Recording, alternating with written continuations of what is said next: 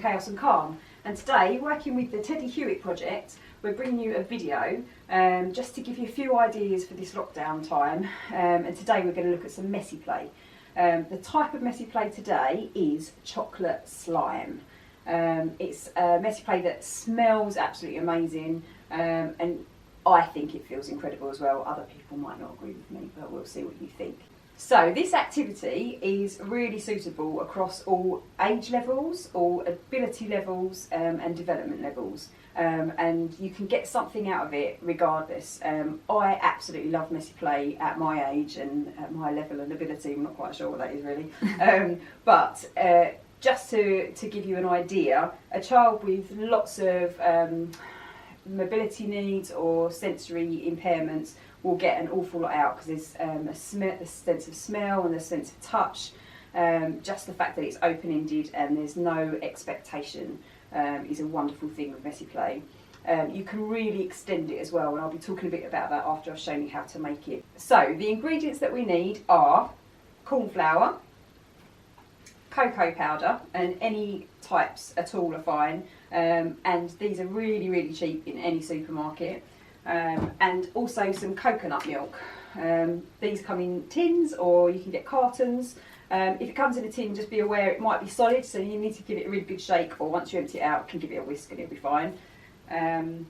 And then we need some tools, so a bowl or something similar to mix it in, a whisk to mix up the ingredients, or a wooden spoon would be fine.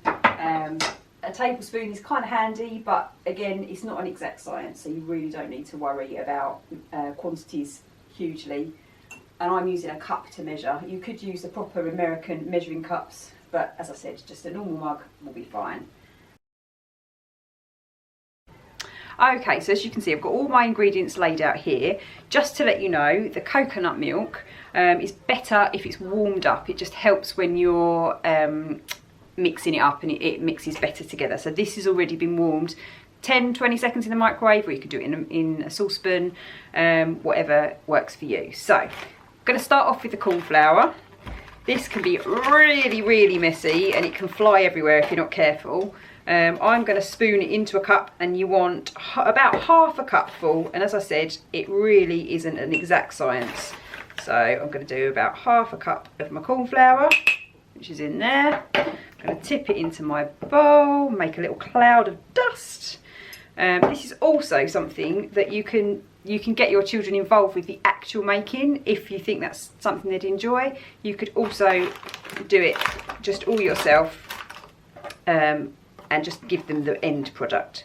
Okay, so I'm now putting in a tablespoon of cocoa powder, and again, it was a bit of a heaped spoon, doesn't really matter. And then you want about 1/3 of a cup of the coconut milk. So I'm going to pour it over the top in case it spills.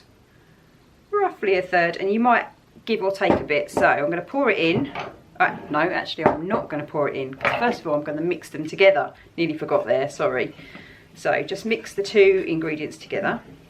Another thing to say is, if your child is one that will absolutely put this in their mouth, of course that's quite safe. It's not going to taste great because cocoa powder is very bitter. If you want to discourage it, then leave it as it is. But if you don't mind them putting it in their mouths, you can add some sugar, and it will just sweeten it, and it will actually taste really nice. So I'm going to tip my coconut milk in and go back with my whisk, give it a mix.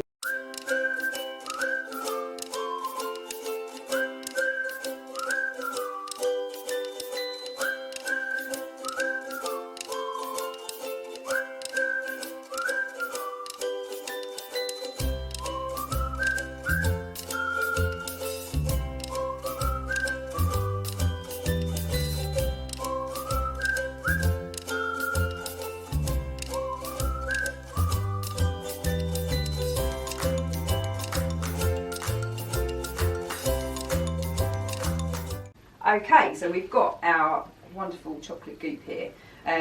Just to say, it may dry out a little as you play with it. So I've kept the coconut milk handy here. You can just add a little bit more, and you can really play with what you like the texture to be. Whether you want it to be a bit more messy, just add a lot more of that and it will be a lot more runny. As you can see, as it dries, you can even like pull it apart and it just almost snaps, so it's got great texture. Just to talk about how you can play with it and what to play with it in, there are various different receptacles. You could just use a flat tray, because as you can see it doesn't necessarily spread out too much to start with, it might just stay like that, so a normal carrying drinks tray would be fine. Cat litter trays are a great thing to use for messy play, because they've got the higher sides if you are going to get a bit messier. They are, however, very rigid, so if your child is perhaps in a standing frame to play with this, or in their specialist seating, that might be quite tricky because it would hurt their arms. These are an amazing thing to use for this kind of play. So inflatable trays, if you just Google inflatable trays, you'll find somewhere, and they're not too expensive and easy to wash as well. You can stick it in the bath and put the shower over it to clean it up. If your child is really finding this offensive and won't go anywhere near it, you could use tools like, I'm just going to grab a spoon, you could use tools if they're able to hold things, and they can just push things into it, pull things out of it, and that in itself could be an activity. If even that is too much, Ziploc bags are great, because they're still going to get the smell and the experience of seeing you do it. They're going to smell this amazing chocolatey coconut smell. You can then, if I can open the bag, no, I think I've just shut it, bear with me, sorry. You can put it in the Ziploc bag, either just as it is,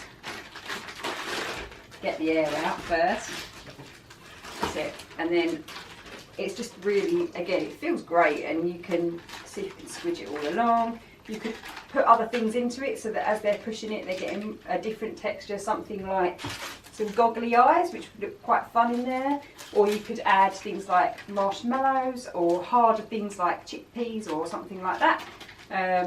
Another way you can play with it if your child doesn't like the texture.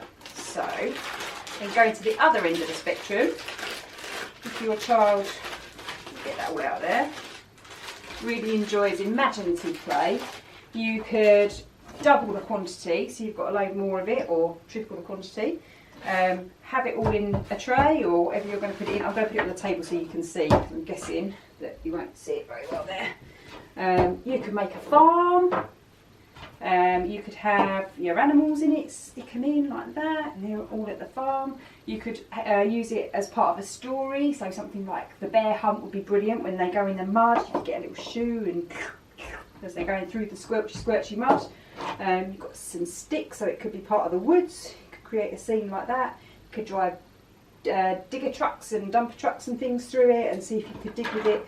The ideas really are endless, but at the end of the day, it just feels and smells amazing. I really hope you enjoy using it. Thank you. Bye. Thank you for watching today. We hope you had fun. Get in touch with any ideas, any specific needs you would like us to cover, questions or advice. Like, comment and subscribe.